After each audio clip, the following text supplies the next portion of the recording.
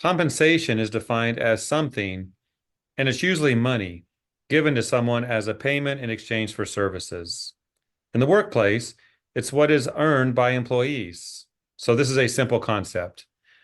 But just handing out a paycheck on a regular basis is not quite the entire picture when you think about an evolving business strategy. And to talk about this today, and I think we have everyone's attention because we're going to talk about money, paychecks. We all love them. I welcome Chuck Violand, the founder of Violand Management Associates and the author of Forging Dynasty Businesses, an Amazon bestseller, Chuck. Hey, Thank you for joining. my pleasure. Thanks for having me. Today, as I've mentioned, we're going to talk about compensation, paychecks, and all that. But I noticed in your book that chapter about compensation seems simple enough. What caught my eye, though, Chuck, is where it talks about philosophy. I never thought about compensation and philosophy being together in a conversation. Put it together for us. What do you have to say about that? It is an interesting combination of the two. Actually, the whole business with philosophy of compensation is one of the things that led to the book, writing of the book. I even address it in the introduction to the book. But I don't think anything would explain it probably as well as an incident that I experienced several years ago when I was doing a Strategies for Success program at John down in Chicago. And in that particular program, I was talking about compensation. Several people in the room, there were two in particular that got my attention in the sense that they both of these guys, and we were both men, ran very successful businesses. Yet they had radically different philosophies about how they pay their people. One felt that his philosophy was, I'm going to give them livable wage salaries and small commissions based on performance. The other one was he wanted to run it strictly on bonuses. In other words, how well you perform is how well you're going to get paid. Radically different philosophies, both of them leading to very successful companies. So it isn't necessarily the philosophy, because that's going to be a personal thing. It's how we view the compensation that we're giving people. So what I have found is that when we view our compensation, what we pay people, by how much we have to pay them, we're really viewing it from the wrong perspective. Because if we continually pay people low wages or wages that they can't survive on, what we end up with too often are people who aren't going to be able to make the decisions that we need to have made. I mean, even baseline decisions. Now, look, that might play into our need to be the chief problem solver in our businesses or to be perpetually the smartest guy in the room. But what happens with that is the unintended consequence of that is that we're not able to grow our businesses because all of the decisions have to go through us and there's only so much of us. I think when you add to that the fact that it's hard to get the best out of your people or to get them to go above and beyond as far as the service for your customers when they're struggling with just trying to feed their families. Very difficult to get that. Agreed. Well, thank you for that, Chuck. Yep. You also talk about how people and the compensation they receive aren't to be managed, but are to be, and I like this, an investment to be tracked. That's interesting. Can you develop that thought for us? Yeah, I sure can. Look, in a service, in a direct labor driven service business, payroll is always going to be your biggest budgetary cost and the biggest line item on your income statements. So it doesn't mean that you don't track those expenses. But I think if you change your view of that, and you always look when you're looking from a budgetary or performance perspective, don't look at it necessarily as what am I paying per hour or how much in a salary. View it as a percent of revenue because it's the percent that really matters. So what we need to be looking at is what will it cost us in order to bring A players, the people we really need in our businesses, in order to let them grow, what is that expense going to be in bringing them in? But then you take a look at what they're going to produce. And so that's how you view this. So it isn't just what's the cost, it's what's the return that we're going to get from the people that we have in the organization, the A players that we need. That makes sense. We want Thank all you. those A players We need the A players. to really have success. That's true. Jeff, if I could jump in on that, the financial return is just one. I mean, they're obvious. But I think you also look at the non-financial returns that you get in the business. And when you look at the non-financial returns that you get in the business, you take a look at the reduced turnover. You take a look at having more time, more uninterrupted time that you would have as the business owner with your family. You take a look at how much more fun you're going to have, how much more joy you're going to take from going into work with a group of people who are really contributing, really engaged. It makes your job more fun. And so, I mean, those are just some of the ways that some of the non-financial things that you want to take a look at when you look at your compensation with your people. Sounds like everyone wins in that scenario. They do win in that scenario, absolutely. Now, Chuck, I imagine most of our viewers today, being business owners, managers, are not expert accountants. They're leaders, though, in their companies, and they should know the various components to proper compensation. And in this chapter, you dig into, or can you dig into the details there about total compensation? I notice incentives, pay plans, bonuses. I mean, everyone wants a bonus, and other details.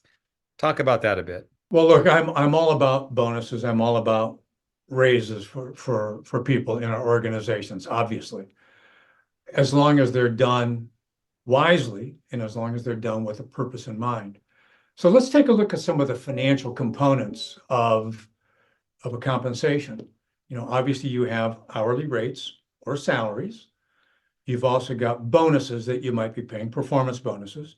You might have commissions for people based on sales or other ways. You also take a look at health benefits that you might be providing to your people. Not just the benefits, but take a look at how deep those benefits go. Does it just include the worker? Does it include their family? What's the co-pay that's involved? Do you provide retirement retirement programs for the people in your organization? So those are all the easy to measure metrics that you look at from the financial side. But take a look at the other side of it too. There are non-financial performance metrics that you look at as far as how you compensate your people. Flexibility of schedule and flexibility of time off is huge within the workplace today. You might even look at, are there people that want to or that might be able to work remotely? That in the past, we didn't have the technology to allow that. Philosophically, we weren't even there. But I think even as you go deeper into that, you can look at different parts of it. Think about it like this, and this is how I try to help our clients think about it. Again, I'm going to go back to the percent that the numbers represent. If your company is struggling with a troubled or a toxic culture, think about the impact that has on your ability to attract and retain the people that you want in your organizations. Now take a look at the impact that those same people have on the other workers within your organization. How difficult is that? How difficult is it to have the culture that will attract the people to your organization?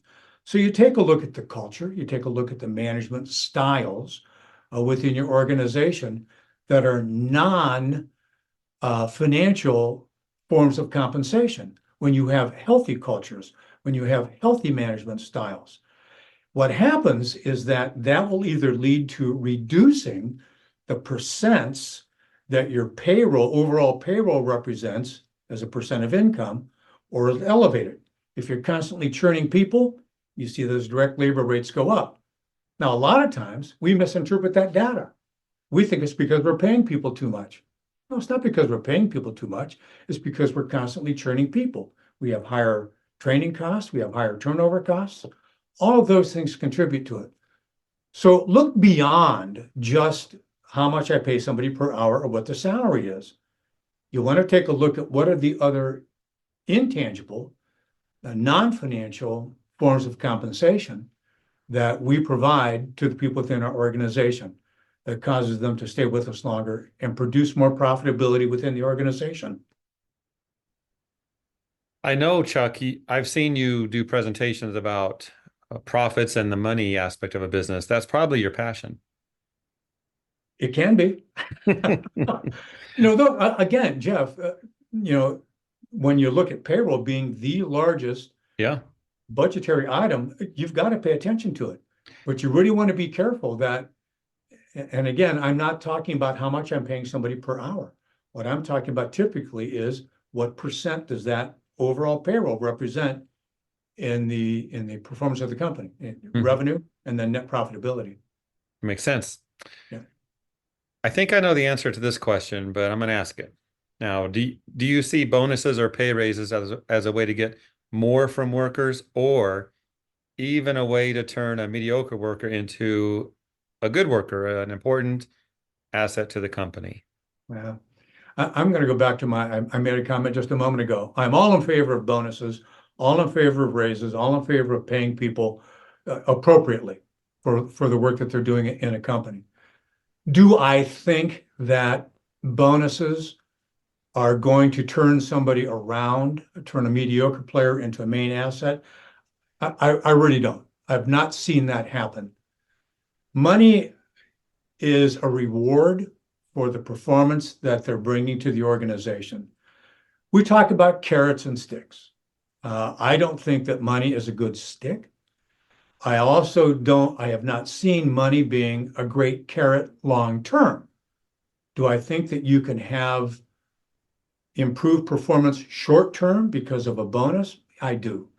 But long term, I've not seen that work. I think it has to go beyond that. There has to be something more than just the financial component of that, Jeff. I'll go back to the comments that I just made a moment ago when I was saying that take a look at the non-financial forms of compensation. If you've got a lousy culture, people are going to leave you anyway. They're not in today's workplace. They're not going to hang around. So work on those as well. Okay. Any final thoughts you'd like to share to wrap up? Yeah, I think that we would do ourselves a huge favor if we shifted a question that we typically ask ourselves when we're looking to hire somebody. Frequently, we'll be asking ourselves, what am I going to have to pay to get this person in here to do their job? And we look at it from how little can I pay? I think if we spun that around a little bit and said, how much compensation am I going to have in order to get this person in here and get the most out of us as an organization? If you think about that, if we get the right person in, regardless of what we're paying them, how are they going to make us a better organization? How are they going to help us compete better? What impact are they going to have on the other workers in the organization in terms of keeping them on board, having them become part of a winning team? And then the last one, Jeff, is what are they going to get out of me as a business leader? How will this person make me a better business leader because they're on board at our organization? That, in my opinion, is the question that we ought to be asking ourselves when we're considering compensation.